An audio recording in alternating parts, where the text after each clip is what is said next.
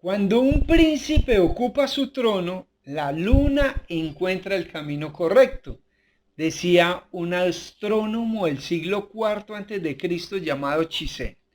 Hola, mi nombre es Julián David Ricurrego y en compañía de Manuela, Arlet y Lercy, los vamos a invitar a que nos sumerjamos en otra realidad diferente. La cosmovisión puede entenderse como ese lente, ese mapa y esa manera que tú y yo y ellos tienen para entender la realidad. Entonces los vamos a invitar a conocer la China, su cultura, su cosmovisión, su manera de ver la realidad. La gente absorbe su cosmovisión del ambiente en el cual crece. Escucha bien, la gente absorbe su cosmovisión dependiendo del lugar en el cual crece y antes de tener la capacidad de poder evaluarla. Pensando en esto, concluimos algo muy bonito y es que esto te permite comprender que somos parte de algo, que tenemos una identidad, una cultura, unas creencias y que debemos respetar porque los demás también la tienen. Hoy, gracias a la tecnología, podemos hacer viajes fabulosos a otras culturas, a otros continentes, a otros países y comprender la manera como las otras personas que hablan otros idiomas tienen y crean su propia cosmovisión.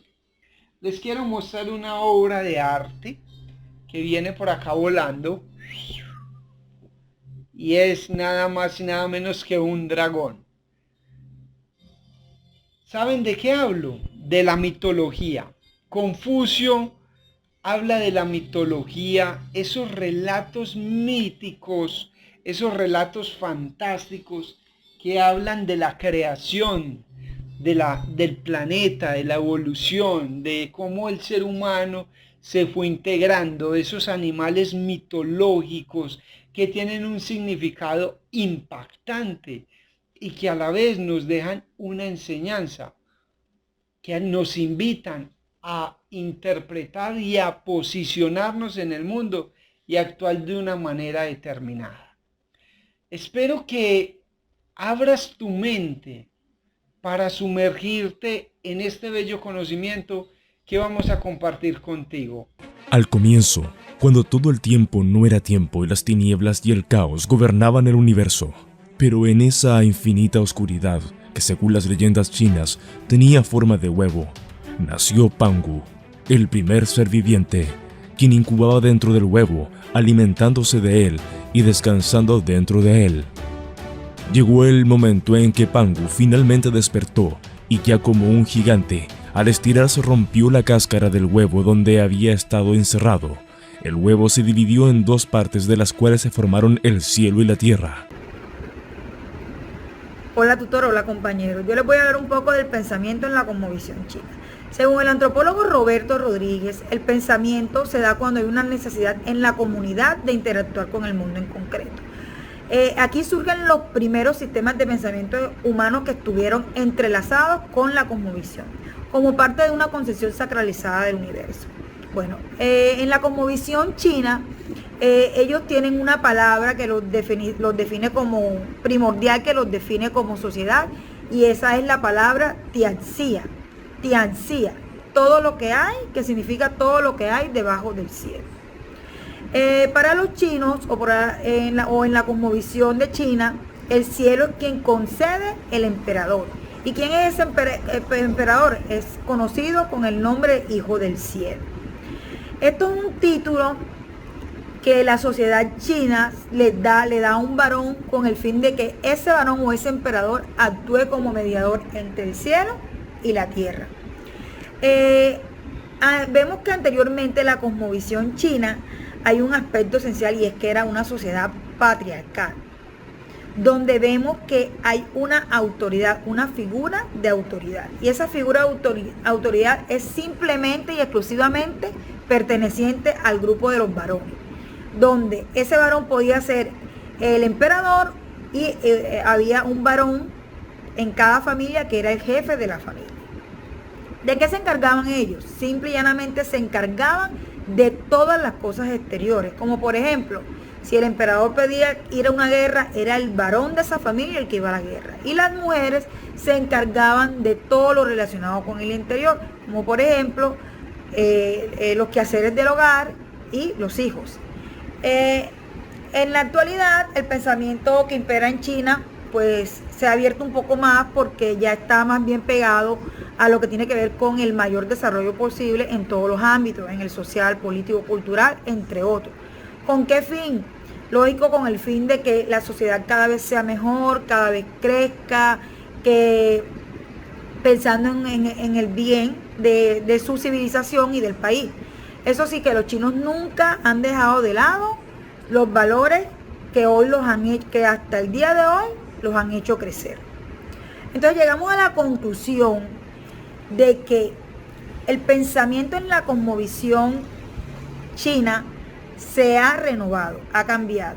¿Y por qué ha cambiado? Porque mientras que en el pasado solamente había una autoridad que era la figura del varón, en esta actualidad ya entró en juego el papel de la mujer, porque la mujer ya no solamente se hace cargo de lo relacionado con el hogar, sino que también ha salido a la sociedad a mostrar que también tienen una figura de autoridad, una figura que para ellos sería patriarcal. Con esta conclusión los dejo. Muchas gracias. Sorprendido y emocionado, Pangu se encontraba en un nuevo hábitat lleno de luz y espacio para ponerse de pie, un hábitat libre. Sin embargo, algo empezó a preocuparlo, y era la idea de que el cielo y la tierra volvieran a unirse como solían hacerlo y que él quedase atrapado nuevamente en el huevo. Fue así que se colocó entre ambos sosteniéndolas con su cabeza y sus pies por unos largos 18.000 años. Cordial saludo para todas y para todas. A continuación vamos a hablar un poco sobre el lenguaje y la religión en esta cosmovisión china. Y en el libro de cosmovisiones nos encontramos con algunos postulados y autores, y uno de ellos es Levi de Carvalho, quien nos explica que una parte del comportamiento cultural del ser humano es consciente, por ejemplo, en cuanto a la lengua que se usa, las relaciones con su grupo, las prácticas conocidas de todos, o sea, las fiestas y ceremonias, pero hay otra parte que es normalmente subconsciente. Por ejemplo, los valores que uno trae consigo, la manera de entender el mundo y el universo, las creencias que uno tiene y que solo perciben que existe cuando encuentra a personas que tienen otra perspectiva de la vida. Bueno, cuando nos encontramos con la lengua, también tenemos que tener en cuenta que es un país demasiado grande, que hay una totalidad de 56 grupos étnicos con más de 1.000 millones de habitantes. China es un país multiétnico y con una enorme diversidad de lengua. Actualmente existen nada más y nada menos que 292 lenguas vivas, pero tenemos que tener en cuenta que el chino estándar o el mandarín es el idioma oficial de este país, sin dejar atrás el cantonés, el gan, el hanka, el min, el wu, entre otros. Cuando pasamos a hablar de la religión de este país, como dije anteriormente, es un país demasiado grande con demasiados habitantes, por lo tanto encontramos múltiples culturas y religiones, las cuales algunas de las principales son el budismo, taoísmo, islamismo, catolicismo y protestantismo.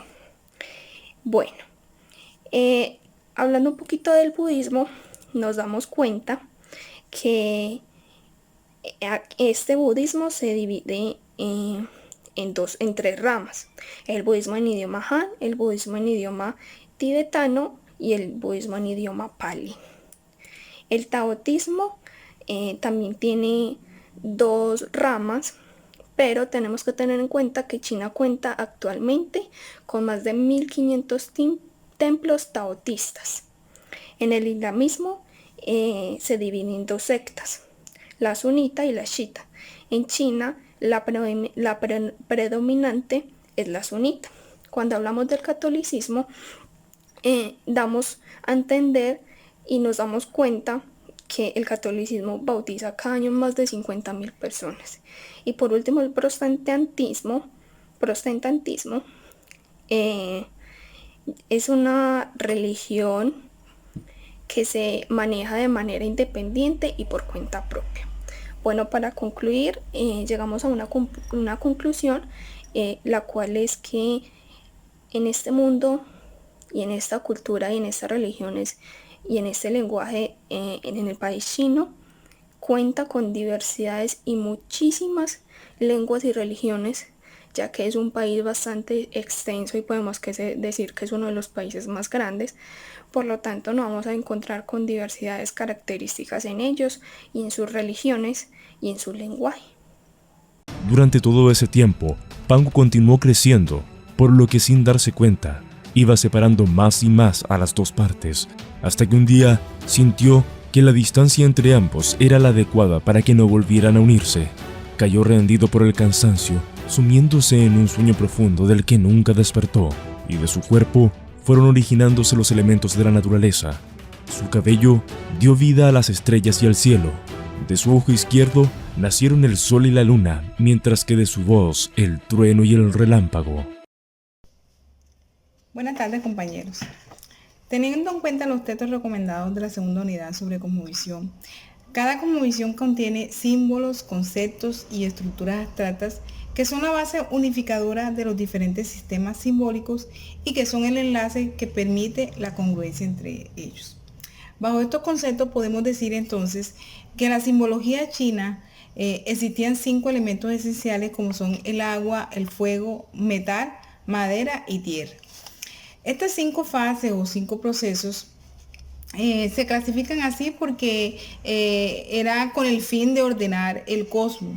El principio fundamental del que parte esta teoría son estos 5 elementos. Entonces, vemos en esta gráfica cómo esos 5 elementos, por ejemplo, observamos en el esquema, cada uno de estos elementos está relacionado con la naturaleza y una propiedad a partir de la cual se le relaciona con una estación del año, un color o una dinastía. Entonces, por ejemplo, madera se le relaciona con primavera y con el punto cardinal este.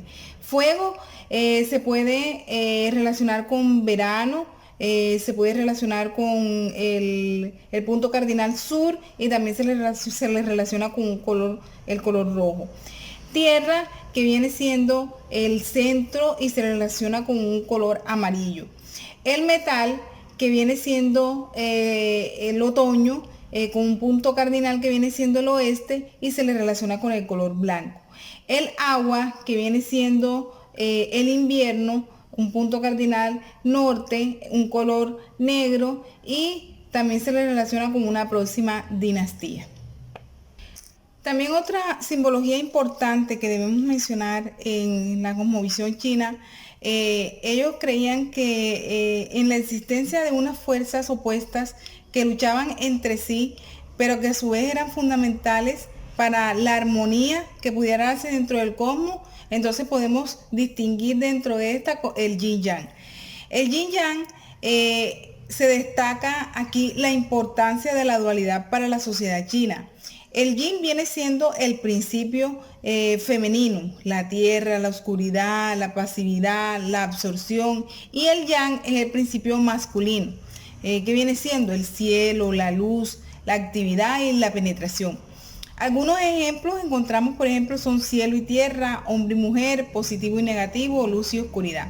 Otro elemento importante dentro de esta simbología china encontramos entonces también los sistemas de escritura, que conforman una parte fundamental de las lenguas y que la escritura china reúne una serie de características distintivas que sin lugar a duda la hacen singular.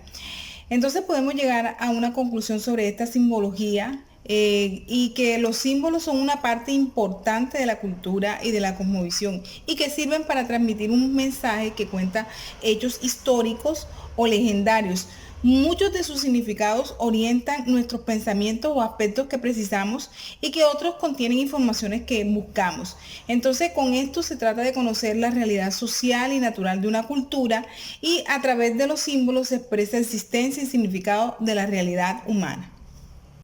El tronco y las 4 extremidades se transformaron en los 4 puntos cardinales y las montañas. Del resto de su carne nacieron los árboles y el sueño, mientras que de su piel y los vellos de su cuerpo nacieron las hierbas y las flores. Su sangre se transformó en canales de ríos y sus venas, los caminos donde estos corrían. Los metales y las piedras surgieron de los dientes y los huesos. Su sudor se transformó en rocío y finalmente, los parásitos de su cuerpo se transformaron en los hombres y mujeres, dando origen a la raza humana. Y es así como se creó el universo, a partir del gigante Pangu.